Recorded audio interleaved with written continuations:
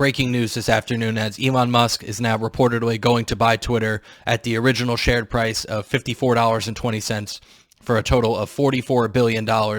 And Twitter has accepted Elon Musk's proposal to buy the company. And it sent the stock prices soaring, went up 13% after the announcement, and they actually had to halt trading because of the stock prices going up so high, and it actually ended at over $50 a share. We'll be breaking all that down. And is this more of the same when it comes to Elon purchasing Twitter, or is this actually a victory for free speech? My name is Brian Barsoon. I upload YouTube content daily. Like, share, and subscribe if you enjoy the content. Make sure to hit that notification bell when my videos go live, and share the video with your friends. But just jumping right in here, so this has been ongoing now for several months. Elon Musk and Twitter going back and forth, deciding whether he's going to buy the company or not. They were set for a trial coming up in a couple weeks' time on October 17th to determine the outcome of this. But this has been ended now, and Elon is going to buy the company. It was confirmed. This is an article from dailymail.com. They received the letter that was filed with the SEC with Elon's intention to buy the company at $54.20 per share. And he did write to the judge in the case that was ongoing that he's no longer going through with the case, and he's not to be held liable for any of the issues that were going on. But just to break everything down, so just taking a look here. This was the end of the stock price at the end of day trading here on Tuesday afternoon. It was up to $52 a share. See, it started around $42, $43 in the morning, and the deal was announced around noontime. And you can see this is where they had the halt trading. And they actually halted it twice. So it jumped pretty much about 20% in share price by end of business day. But anyone who has shares, it will be agreed upon for the $54.20. And the deal should be closed in a couple weeks' time, so it's going to be fast-tracked, to be moving along pretty quickly here for the acquisition of this. So there's a lot to get into, but just for the timeline real quick of where everything started and where we are now. April 2nd, Musk announced that he owns nearly 10% of the company, making him the largest shareholder. Back on the 14th of April, when he did the initial offer at $44 billion. April 25th, they accepted the offer. Then he sold some Tesla stock.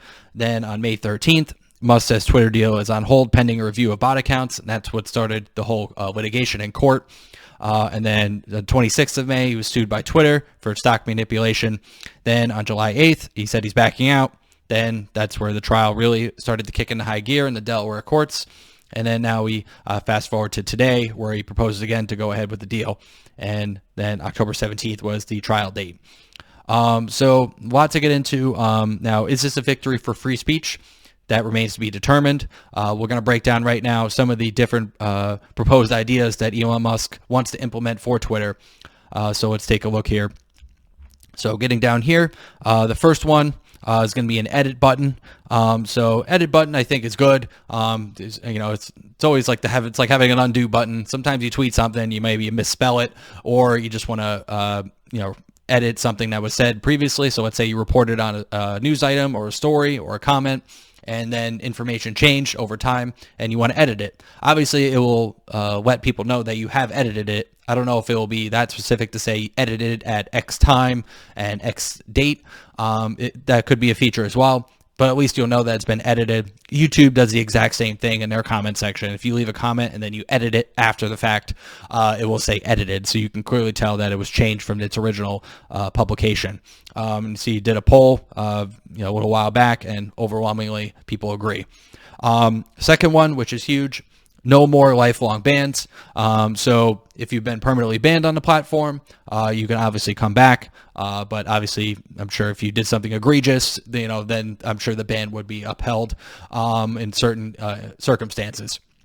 I think this is good as well because, obviously with the back and forth with the culture war going on, political discourse, it's obviously important to have your opinion.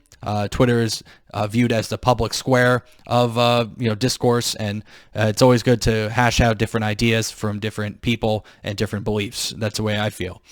So not having lifelong bans, unless I believe for like particular circumstances that are egregious and against the law, that could be different. But just for what you're saying and what you believe, those bans should be removed. Another big one is open source algorithm, and that was the problem Elon had originally, because he had a lot of indications that there were a high number of bots on the platform through domestic and foreign, intermediaries and quote unquote like corporations that had all their hands in the cookie jar when it came to this. The algorithm to decide what appears on each user's Twitter feed is currently held secret by Twitter, so it's proprietary. So he wants to open that up so that you can easily see what's happening with the code, if there's any changes that are made to it. And this has a lot to do with your Twitter feed. So if you're seeing something that's been curtailed or curated, to you specifically, you can see why that is. So it's not like it would eliminate it altogether, but you would see the inner machinations as to what's going on with that, which I think is huge. We need to have open source algorithms for a lot of things, certain platforms as well. So it's, Twitter doing this could be a good start, and maybe we'll open up other platforms to do the same. And then long form tweets is another, in an effort to get rid of threads, which is kind of annoying. I don't really do threads, but if you're writing something, then you have to do another tweet, then another tweet. You have to keep saying continued, and if it's a long form explanation of what you're trying to talk about, you have to literally just keep rapid fire tweeting it over and over again, so that's consistent. So you literally have to curtail everything instead of just writing it all out in one big block. So that's good. Right now they're limited to 280 characters per tweet. But he said long form tweets would be available, should be available to users. So those are some of the things that he wants to add to the platform. All of those I think are really good. Now, what it has to do with the former president, we'll see what happens if he's brought back on. Obviously, he was banned from Twitter for what he said about the everything going on in the last couple of years. And then he did start his own platform too. So that'll be interesting to follow as well. If those people who left Twitter, will they come back to Twitter as well? So that remains to be seen. And it's just breaking down some of the inner workings that was going on in the last several months. His relationship with Jack Dorsey, who was originally the co-founder, then became minority owner. And on the right here is Parag Agrawal, who was the current CEO. So obviously he'll probably implement his own staff and everyone.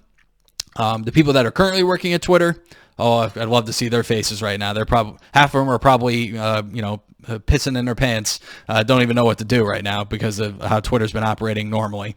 I'm sure the other half are welcoming him, but it's time to get the quote unquote garbage out of Twitter, and let's just make it more down the middle, neutral, and make it return to the public square that it was several years ago, where you could actually report on news and share information with people. So we'll see what happens there. But a lot going on with this. I think it's huge news, and everyone's talking about it. So I just wanted to make a video about it.